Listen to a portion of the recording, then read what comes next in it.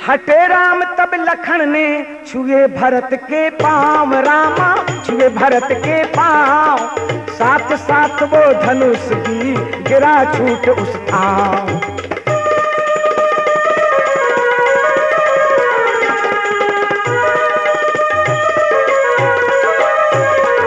इधर भगवान राम जरा हटे तो लक्ष्मण जी जाकर भरत के चरणों में गिर गए और त्राहिमाम त्राहिमाम कहने लगे भैया से।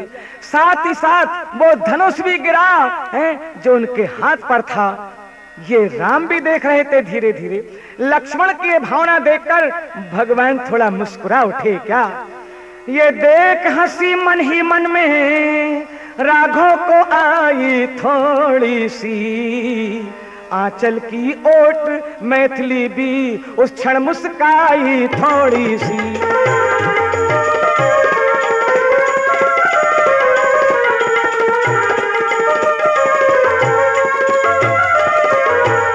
लक्ष्मण और भरत का ये मिलाप देखकर भगवान श्री राघवेंद्र मन ही मन मुस्कुरा पड़े। थोड़ी थोड़ी हंसी आई। इधर मैथिली भगवती जनक दुलारी भी ये मिलन देख रही थी। उनने भी अपना आंचल का छोर, कुछ आंचल के छोर की ओट करके मन ही मन मुस्काई थोड़ी सी। सीताराम मुस्कुरा रहे थे। इधर लक्ष्मण भैया भरत से मिल रहे थे। इतने में लक्ष्मण से मिलकर भाभी की ओर भरत धाए, वाणी ने जब भी प्रणाम कहा आंखों में प्रेम अश्रु आए।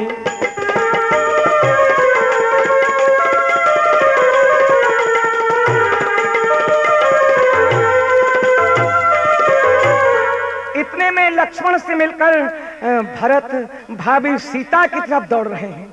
वाणी ने जब ये प्रणाम कहा भरत के मुख से निकला भाभी मां प्रणाम प्रणाम, तो आंखों में प्रेम के अश्रु दोनों ओर से छलक आए। सीता का भी गला रुंध गया। वो भी कहने लगी भरत भरत बेटा भरत भैया भरत। इधर मां मां कहते हुए भरतलाल सीता मां के चरणों पर प्रणाम कर रहे थे। सीता ने भी गदगद होकर हाथों पर उठाया भरत जी को, आशीष के प्यारे बचनों से आनंदित किया भरत जी को।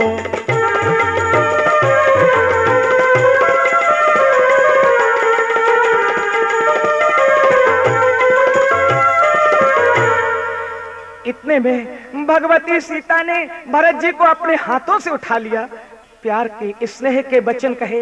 भरत जी की आंखों से अश्रुपात हो रहा था इस मिलन पर, और भगवती सीता की भी आंखें आंसू बहा रही थी। इतने में शत्रुघ्न भी आ पहुंचे साल्हाद रामा, संग में इनके था वही प्रेमी भक्त निषाद।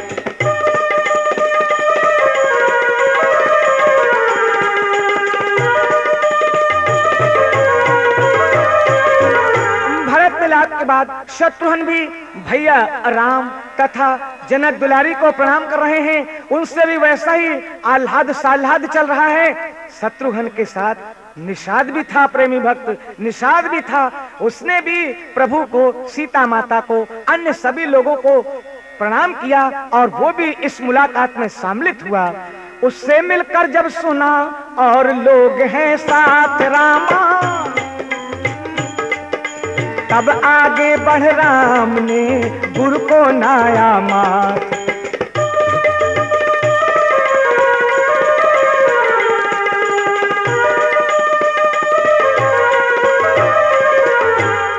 तो गोनिषाद ने ही ये खबर दी कि गुरुदेव हैं, माताएं हैं, मंत्री हैं, बहुत लोग, पूरी समाज अयोध्या से आई हुई है प्रभु। तो भगवान राम आगे बढ़े और आगे बढ़कर उन्होंने कहा हे मेरे गुरुदेव, मेरे भगवान, आज आपके दर्शन इस जंगल में हो रहे हैं। और जाकर गुरुदेव के चरणों से लिपट गए। उसके बाद उन्होंने पूछा मेरी माता श्री कैकेयी कहाँ है? देख लो श्रोताओं, जिस माता कैकेयी ने वनवास दिया था राम को, राम का स्नेह देखिए उसी से पहले मिल रहे हैं। उन्होंने कहा मेरी माता श्री कैकेयी। फिर प्रथम मिले कैकेयी से उस मां ने आशीर्वाद दिया, कुछ सकुचा कर सच्चे मन से ममता का महाप्रसाद दिया।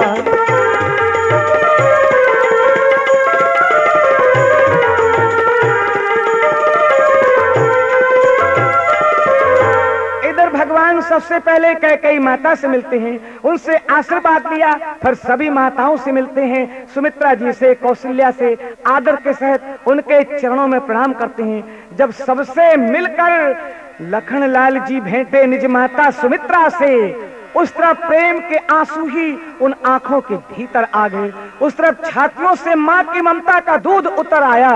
मानो माता क्या कह रही है लक्ष्मण से, मानो माता का शुद्ध हृदय बेटे पर गर्व कर रहा है।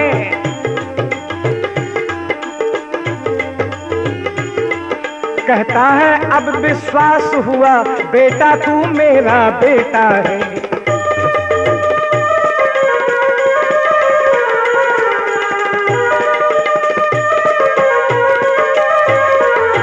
लक्ष्मण भैया अपनी सभी माताओं के बाद वो अपनी माता सुमित्रा से मिले तो माता का हृदय भराया, लक्ष्मण को हृदय से लगा ली और कहने लगे, लक्ष्मण आज मालूम हुआ कि वास्तव में तू मेरा बेटा है, तू मेरा बेटा है। क्यों है? वो ही पुत्रवती युवती जिसकी संतान लखन सी है, अन्यथा को पुत्रवती जननी बंध्या रहनी ही अच्छी है।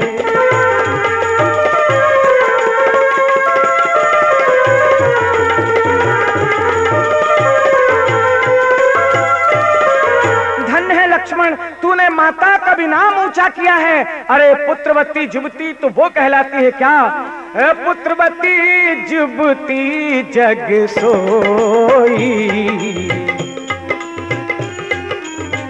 पुत्रवती युवती जग सोई, रघुबर भगत जासु सुत होई, रघुपति भगत जासु सुत होई। ऐ बेटा लक्ष्मण, पुत्रवती माता तो वही कहलाती है जिसका बेटा रघुनाथ जी के चरणों का भक्त हो। और अगर ऐसा बेटा नहीं है जो राम के चरणों पर प्रेम नहीं करता है, उसके लिए वो कहती है क्या? अरे न तरु बांझ भल बाद बियानी, राम विमुख सुत ते बड़हानी।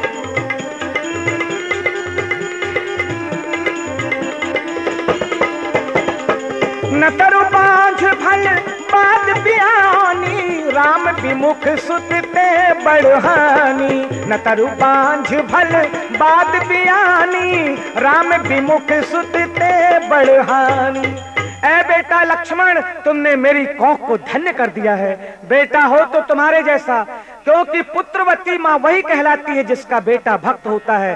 बाकी तो पुत्र रत्न को जन्म नहीं देती, वो तो ब्यानी शब्द पर आती हैं। जैसे पशुओं को कहते हैं गाय ब्या गई या भैंस ब्या गई, पर तुमने मुझे कृतार्थ कर दिया। धन्य है लक्ष्मण, धन्य है। सुमित्रा माता ने अपने बेटे की सराहना की। तो चित्रकूट में जब हुआ ऐसा सुखद मिलाप रामा,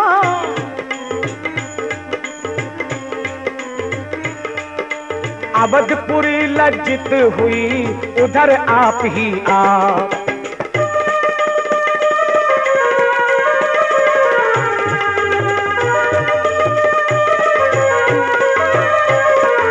इधर चित्रकूट में भरत मिलाप हुआ तो ऐसा लग रहा था सारी अयोध्या यही है। ये चित्रकूट नहीं, अयोध्या पुरी बन गया है। ऐसा लगता था कि आज इंद्र का लोक भी लज्जित हो रहा हो, जहां स्वयं भगवान से भरत भेंट रहे हैं। इसलिए कहा गया ना, भरत चले चित्रकूट हो रामा, राम को मनाने। भरत चले चित्रकूट हो रामा, राम को मनाने।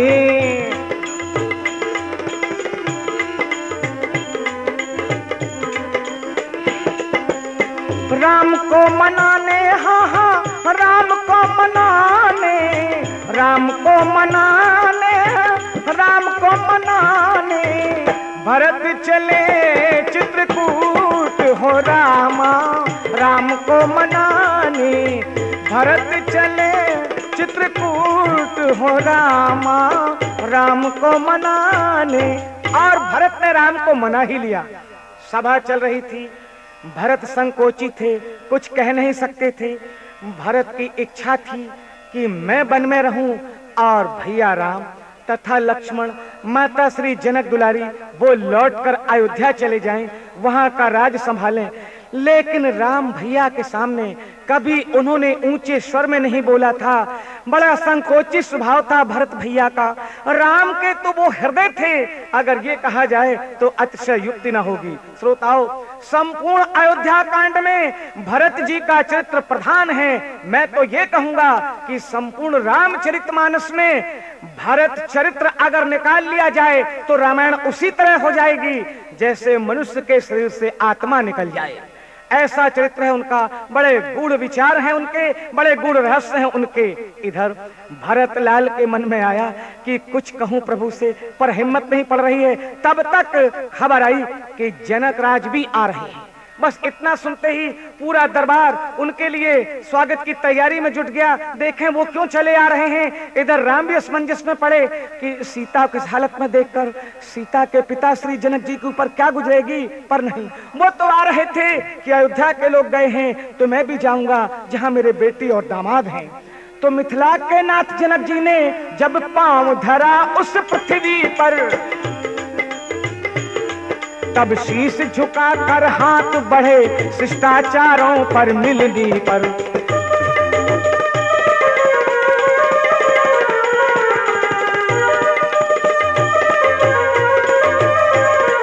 जनक राज ने जब उस जगह पर अपने कदम रखे, चित्रकूट में आए, तो उनका भी मिलन सभी लोगों से हुआ। इधर भगवान राम सीता सहित उनके पास पहुंचे।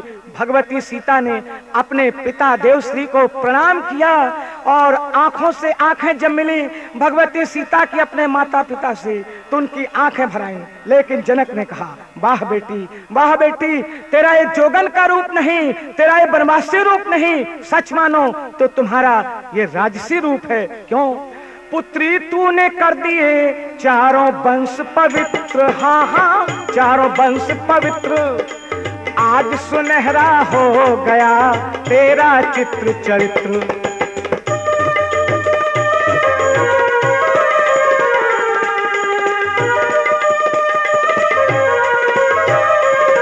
जनक ने भगवती सीता को हृदय से लगाकर कहा, बेटी तुमने सभी वंशों को पवित्र कर दिया है। आज तुम्हारा ये सुनहरा चित्र चरित्र बन गया है। जब तक ये धरती रहेगी, लोग रहेंगे, तब तक तुम्हारा आदर्श कायम रहेगा। बेटी, तभी जनक जी को जानकी जी ने बार बार शीश नवाया और माता से भी जाकर लिपट गईं। दोनों माता बेटी का मिलाप बहुत देर तक रहा। पुत्री को तपसिन बन में जब माँ की आंखें निहार उठी, दो बाणी भी और अंतर का तत्क्षण ही भाव पुकार उठी।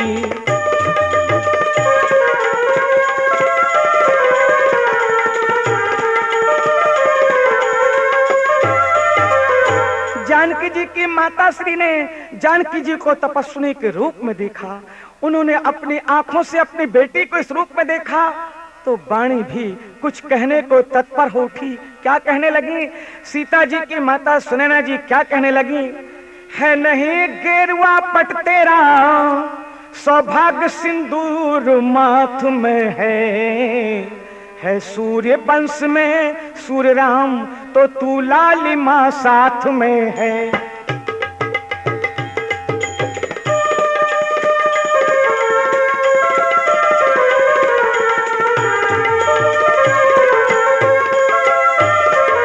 सुनैना जी ने कहा, हे बेटी सीते, तू ये जो गेरुए पट पहनी है, ये गेरुए नहीं, ये तेरा सौभाग्य सिंदूर है जो माथे में लगता है। ये सूर्य वंश में राम सूर्य हैं, तो तू सूर्य की लालिमा की तरह है बेटी। है बड़भाग्नि बेटी तुझसे, बड़भाग्न तेरी माता है। उत्तम संतान एक हो तो सारा कुल धन्य कहाता है।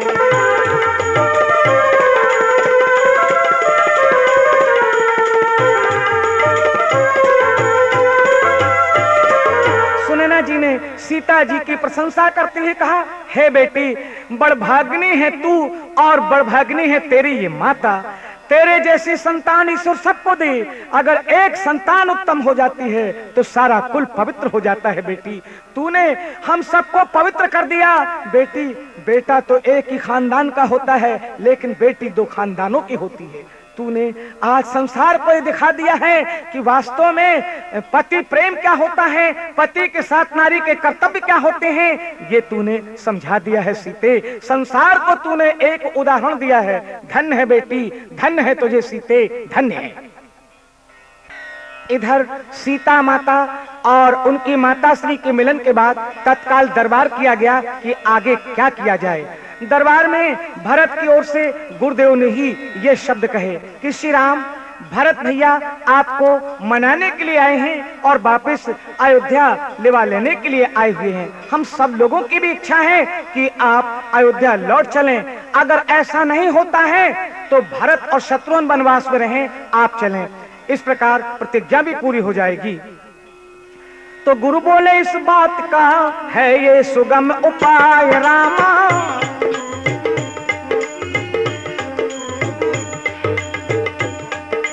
पधराने को पादुका दे अपनी रघुराय।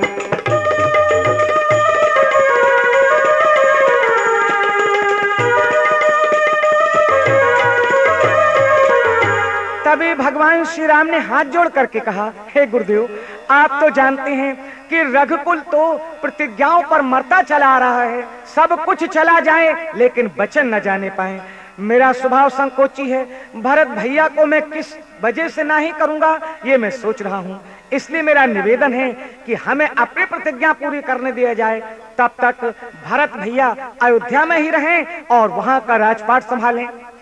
तो गुरुदेव वशिष्ठ ने कहा, राम, उसका हम लोगों ने एक उपाय ढूंढा है। भरत आपके चरणों के अनुरागी हैं।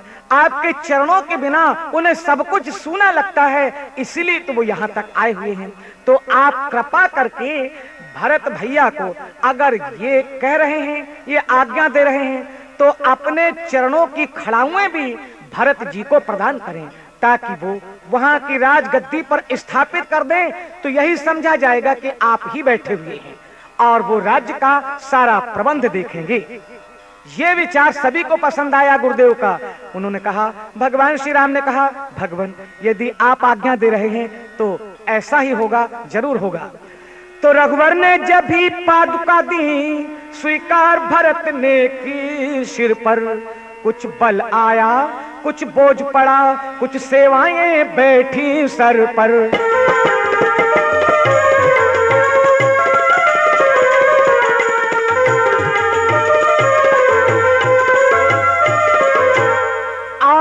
श्री भरतलाल जी को भगवान श्री राघवेंद्र अपनी चरण पादुका यानी खड़ाऊ देने के लिए तैयार हो गए।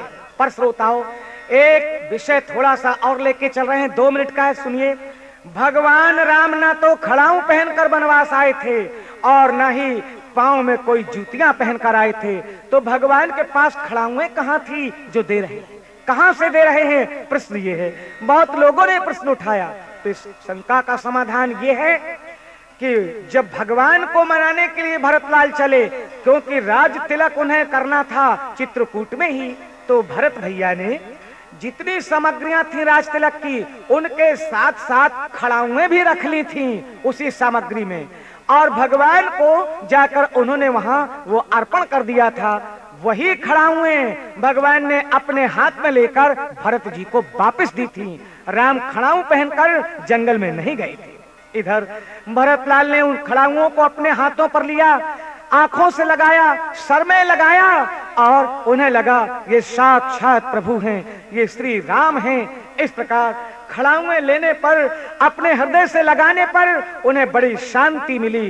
फिर लाए थे अभिषेक को भरत तीर्थ जल साथ रामा,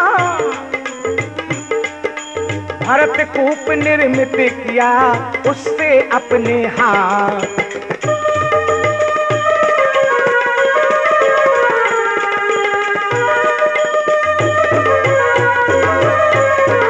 इधर भरतलाल जी प्रभु राम जी के राज अभिषेक के लिए अनेक तीर्थों का जल लेकर आए थे।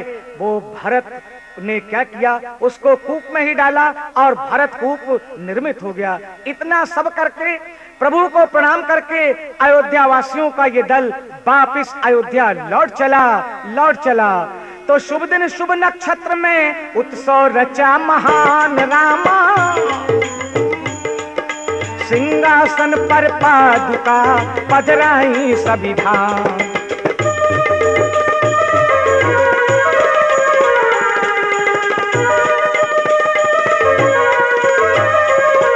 भरत भैया जब अयोध्या लौट कर आए, उन्होंने राम की जगह अयोध्या के राज तख्त पर भगवान की चरण पादुकाओं की स्थापना की और नित्य प्रति उन्हें प्रणाम करते, आदेश मांगते और फिर कार्य करते।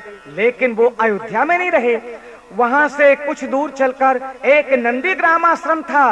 भरतलाल जी ने वहीं पर रहना स्वीकार किया, यानी अपने अयोध्या से कुछ बाहर जमीन पर सोना, जो कुछ मिल जाए खाना। कहते हैं भरतलाल ने इतनी बड़ी तपस्या की राम जी के लिए, वो कहते हैं यदि बड़ा भ्रात वन में रह रहा उदासी सा, तो छोटा घर में रह कर भी बन सकता है वनवासी सा।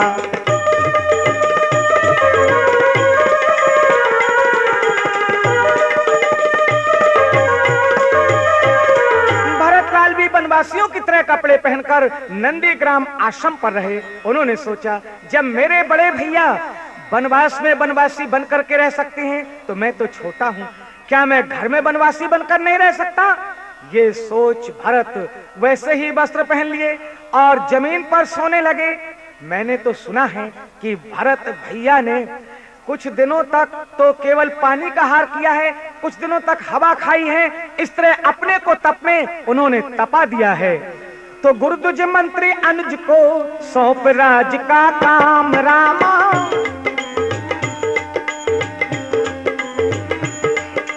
भक्तराज वो भजन को पहुंचा नंदीग्राम।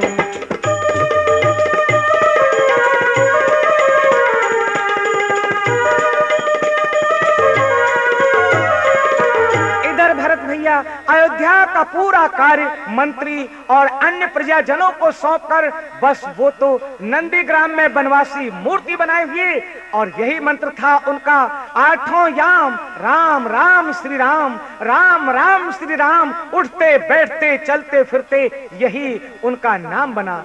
तो देख भरत की धारणा चकित हुआ संसार रामा, धन्य धन्य की हर तरफ गूंज उठी गुंजा।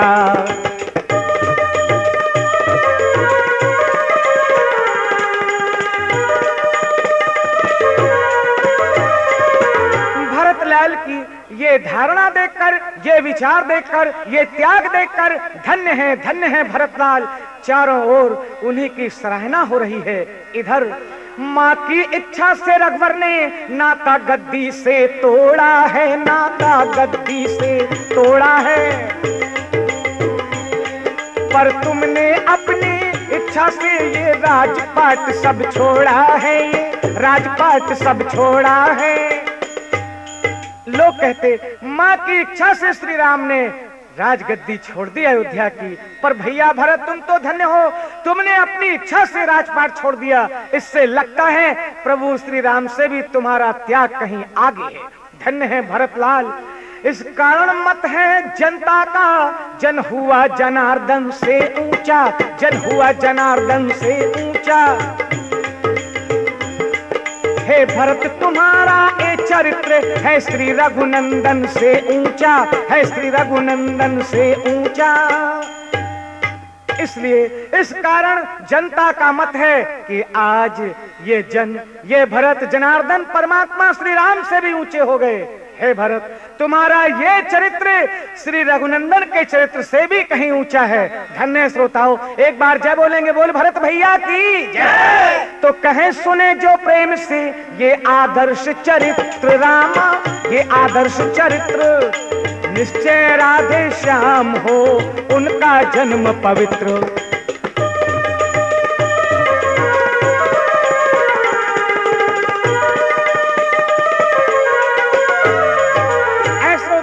जो भी भरत भरतलाल जी और श्री राम का ये चरित्र पढ़ेगा, उनके चरित्र भी आदर्श पूर्ण होंगे, निश्चित उन्हें शांति होगी और उनके बिगड़े काम बनेंगे, उनका जन्म जन्म पवित्र हो जाएगा।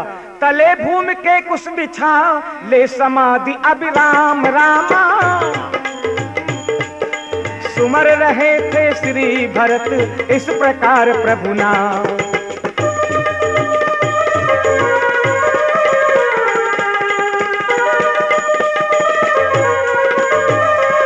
इधर जमीन पर कुशा का आसन बिछाकर भरत तो कभी कभी राम राम कहते कहते समाधि में डूब जाते थे। बस सुमरण प्रभु श्री राम का, और बस वो यही कहते रहते थे, क्या श्री राम सीता राम, श्री राम सीता राम, श्री राम सीता राम, सीता राम सीता राम, श्री राम सीता राम, श्री राम सीता राम, सीता राम सीता राम, सीता राम सीता राम, श्री राम सीता राम, श्री राम सीता राम। इधर भरत भैया राम राम कहते, श्रोताओ आप भी राम राम कहें, श्री राम कहें और जय के नारे बोले। बोल श्री रामचंद्र भगवान की जय, बोल भरत भैया की जय, बोल हनुमान जी महाराज की जय, बोल आज के आनंद की जय। यह भरत मिलाप का प्रसंग आपको नटराज कैसेट के सौजन्य से सुनाया गया। हमें आशा है आपको ये बहुत पसंद आएगा। धन्यवाद।